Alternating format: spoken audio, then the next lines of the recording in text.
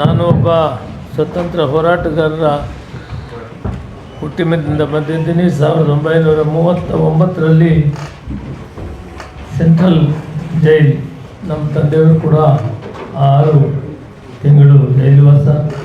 ಚಿಕ್ಕ ಗ್ರಾಮ, 30 ಮನೆಗಳಿರೋ ಗ್ರಾಮದಲ್ಲಿ 20 ಜನ, ಎಲ್ಲ ವರ್ಗದ ಜನರು ಕೂಡ ಆ ದಿನ ಗಾಂಧೀಜಿಯವರ ಪ್ರೇರಣೆಯಿಂದ ಜೈಲುವಾಸ ಮಾಡಿದಂಥ ಕುಟುಂಬದಿಂದ ಬಂದಿದೆ.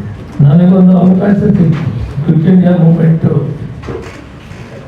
ದಂಡಿ ಯಾತ್ರೆ ಮಾಡಿದರು ಮಹಾತ್ಮ ಗಾಂಧೀಜಿಯವರು. ಶಬರಮತಿ ಆಶ್ರಮದಿಂದ ದಂಡಿವರೆಗೂ ಕೂಡ 100 ಕಿಲೋಮೀಟರು ಪಾದಯಾತ್ರೆ ಮಾಡಿದಂಥ ಸ್ಥಳದಲ್ಲಿ ಅದಕ್ಕೆ ಪ್ಯಾರಲಲ್ ಆಗಿ ರಸ್ತೆಯನ್ನು ಮಾಡಬೇಕು ಅಂತ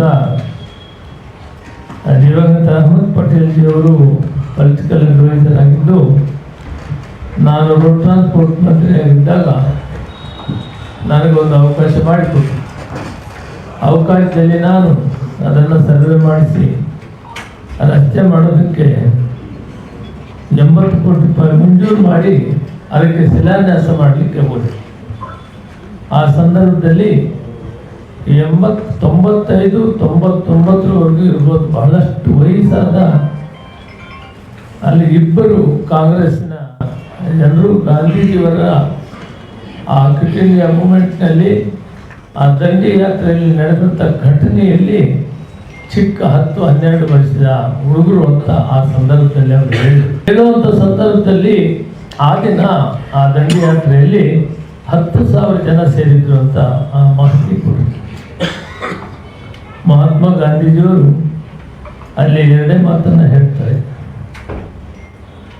ಈ ಭೂಮಿ ನಮ್ಮದು, ಈ ನೀರು ನಮ್ಮದು, ಈ ಉಪ್ಪು ನಮ್ಮದು, ಇದಕ್ಕೆ ಟ್ಯಾಕ್ಸ್ ಕೊಡೋಕ್ಕಾಗೋದಿಲ್ಲ. ಯಾವಾಗ ಉಪ್ಪಿನ ಸತ್ಯಾಗ್ರಹ ಪ್ರಾರಂಭ ಆಗ್ತದೆ, ಟ್ಯಾಕ್ಸ್ ಕೊಡಬಾರ್ದು ಅಂತ ಅದಕ್ಕೆ ಪ್ರೇರಣೆಯಿಂದಲೇ ಕ್ವಿಟ್ ಇಂಡಿಯಾ ಮೂವ್ಮೆಂಟು ಅಲ್ಲಿನೇ ಪ್ರಾರಂಭ ಆಗ್ತದೆ. ಅದರ ಮುಖಾಂತರ ಇಡೀ ರಾಷ್ಟ್ರದಲ್ಲಿ ಆ ಒಂದು ಭಾರತವನ್ನು ಬಿಟ್ಟು ತೊಲಗಿ ಅನ್ನುವಂಥ ವಿಷಯದಲ್ಲಿ ಸ್ವಯಂ ಪ್ರೇರಿತರಾಗಿ ಲಕ್ಷಾಂತರ ಜನ ಭಾಗವಹಿಸ್ತಾರೆ. ಆ ಒಂದು ಸಭೆಯಲ್ಲಿ ಆ ಸಭೆಯನ್ನು ನಿಲ್ಲಿಸಬೇಕು ಅಂತ ಆಗಿನ ಬ್ರಿಟಿಷ್ ಅಧೀನದಲ್ಲಿದ್ದ ಪೊಲೀಸ್ನವರು ಮಹಾತ್ಮ ಗಾಂಧಿ ಕಡೆ ಗುಂಡನ್ನು ಹಾರಿಸ್ತಾರೆ. ಸುಮಾರು 13 ವರ್ಷ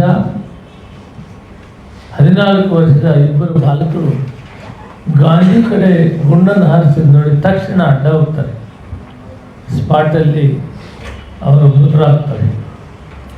ಆ ಯಜಮಾನರು ವಯಸ್ಸಾದಂಥ ಅವರು ನನ್ನನ್ನು ಆ ಸ್ಮಾರಕಕ್ಕೆ ಕೂಡ ಕರ್ಕೊಂಡು ಹೋಗಿದ್ದರು.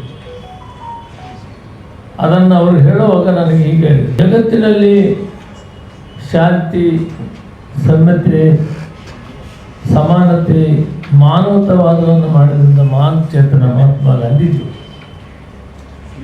ಈ ದೇಶಕ್ಕಾಗಿ ಸರ್ವಸ್ವವನ್ನು ಬಿಟ್ಟು ತ್ಯಾಗ ಮಾಡಿದ್ದಾರೆ.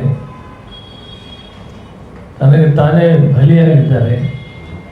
ಇವರು ಇಡೀ ಜಗತ್ತಿಗೆ ತಿಳಿಸಬೇಕು, ಇಲ್ಲಿ ಇವರ ಹೆಸರಲ್ಲಿ ಒಂದು ದೊಡ್ಡ ಸ್ಮಾರಕವನ್ನು ಮಾಡಬೇಕು ಅಂತ ಒಂದೇ ಒಂದು ಕೇಳಿದ್ದಾರೆ. ಏನು ಕೇಳಿದರು? ಅವರಿಗೆ ಸನ್ಮಾನವನ್ನು ಮಾಡಿದೆ. ಆ ಮಾತುಗಳನ್ನು ಕೇಳಿಕೊಂಡೆ. ಮತ್ತು ಅಹಮದ್ ಪಟೇಲ್ ಅವ್ರಿಗೆ ಬಂದು ನಾನು ವಿಷಯವನ್ನು ತಿಳಿಸಿದೆ, ಸೋನಿಯಾ ಗಾಂಧಿಯವರಿಗೂ ತಿಳಿಸಿದೆ. ಆ ಸಂದರ್ಭ ಆ ವ್ಯವಸ್ಥೆ ಮತ್ತು ಅವರು ಯಜಮಾನರು ಹೇಳಿದ ಕೇಳಿದಾಗ ಯಾರಿಗಾದರೂ ಕೂಡ ಮನಸ್ಸಿಗೆ ಪ್ರೇರಣೆ ಆಗ್ತದೆ. ಆ ಪ್ರೇರಣೆಯಿಂದ, ಉಪ್ಪಿನ ಸತ್ಯಾಗ್ರಹದ ಪ್ರೇರಣೆಯಿಂದ ಇಡೀ ರಾಜ್ಯದಲ್ಲಿ ಈ ಕ್ವಿಟ್ ಇಂಡಿಯಾ ಮೂವ್ಮೆಂಟ್ಗೆ ಒಂದು ಶಕ್ತಿ ಬಂತು. ಅದರ ಮುಖಾಂತರ ಭಾರತವನ್ನು ಬಿಟ್ಟು ತೊಲಗಿ ಅನ್ನೋದಕ್ಕೆ ಬಹಳ ಅರ್ಥಪೂರ್ಣವಾದಂಥ ವಿಷಯಗಳನ್ನು ಸನ್ಮಾನ್ಯ ಹರಿಪ್ರಸಾದ್ ಅವರು ಹೇಳಿದ್ದಾರೆ. ಬಿಜೆಪಿಯವರನ್ನು ಯಾವ ರೀತಿ ಈ ಅಕ್ರಮವಾಗಿ ಮಾಡೋ ಕೆಲಸಗಳನ್ನು ತಡಿಬೇಕನ್ನೋದರಲ್ಲಿ ನಾವಿವತ್ತು ಸ್ವಯಂ ಪ್ರೇರಿತರಾಗಿ ಬೂತ್ ಮಟ್ಟದಿಂದ ಕಾರ್ಯಕ್ರಮಗಳನ್ನು ರೂಪಿಸಿಕೊಂಡು ಬಹಳ ಎಚ್ಚರಿಕೆಯನ್ನು ಕೊಡಬೇಕು. ನಿನ್ನೆ ರಾಹುಲ್ ಗಾಂಧಿಯವರು ಅದರ ಬಗ್ಗೆ ಸವಿಸ್ತಾರವಾಗಿ ಮಾತಾಡಿದ್ದಾರೆ. ನಾನು ಅಧ್ಯಕ್ಷರಿಗೆ, ಕಾರ್ಯಾಧ್ಯಕ್ಷರಿಗೆ ಮನವಿ ಮಾಡೋದೇನೆಂದರೆ, ಯಾವ ರೀತಿ ಬೂತಲ್ಲಿ ಓಟನ್ನು ಕರೀತಾರೆ, ಇದಕ್ಕೆ ಯಾವ ರೀತಿ ನಾವು ಕಾರ್ಯಕ್ರಮವನ್ನು ರೂಪಿಸ್ಕೊಳ್ಬೇಕು. ಕೇವಲ 10-15 ದಿನದಲ್ಲಿ ನಾವು ಎಲೆಕ್ಷನ್ ಗಲಾಟೆಯಲ್ಲಿರ್ತೀವಿ, ಅವ್ರು ಆಪರೇಷನ್ ಮಾಡಿ ಓಟನ್ನು ತೆಗೆದು ಬಿಡ್ತಾರೆ. ಅದಕ್ಕೆ ಒಂದು ಟೀಮ್ ಇರಬೇಕು.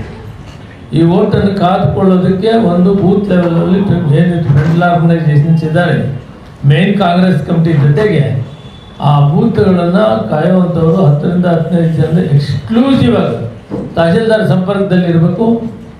ಆಡ್ ಮಾಡೋದು ಯಾವುದು, ಡಿಲೀಟ್ ಮಾಡೋದು ಯಾವುದು, ಯಾವ ಸಂದರ್ಭದಲ್ಲಿ ಇದನ್ನು ಆಪರೇಷನ್ ಮಾಡ್ತಾರೆ ಅನ್ನೋದನ್ನು ಕಾತ್ಕೊಳ್ಳೋದಕ್ಕೆ ಒಂದು ಕಾವಲು ಸಮಿತಿಯಂತೆ ಮಾಡಿ ಇದನ್ನು ಕಾಪಾಡಬೇಕಂತ ಪರಿಸ್ಥಿತಿ ಬಂದಿದೆ. ಇವತ್ತು ಈ ರಾಜ್ಯದಲ್ಲಿ 16 ಸೀಟನ್ನು ಕಲ್ತ್ಕೊಂಡಿದ್ದೀವಿ ಅನ್ನೋ ಮಾತನ್ನು ಮಾನ್ಯ ರಾಹುಲ್ ಗಾಂಧಿಯವರು ನಿನ್ನೆ ಉಲ್ಲೇಖ ಮಾಡಿದ್ದಾರೆ. ಮುಂದೆ ಬರುವಂಥ ತಾಲೂಕು ಸಮಿತಿ, ಜಿಲ್ಲಾ ಪರಿಷತ್ ಆಗ್ಬೋದು, ಅಸೆಂಬ್ಲಿ ಆಗ್ಬೋದು, ಪಾರ್ಲಿಮೆಂಟ್ ಆಗ್ಬೋದು, ಎಲ್ಲಕ್ಕೂ ಕೂಡ ಮಹಾನಗರ ಪಾಲಿಕೆ ಮತ್ತು ಈಗಾಗಲೇ ಬರುವಂಥ ಪರಿಸ್ಥಿತಿ ಬಂದಿದೆ. ಇಲ್ಲಿ ಜಾಸ್ತಿ ಅಂತವು ನಡೆಯೋಕ್ಕೆ ಅವಕಾಶಗಳಿರ್ತವೆ.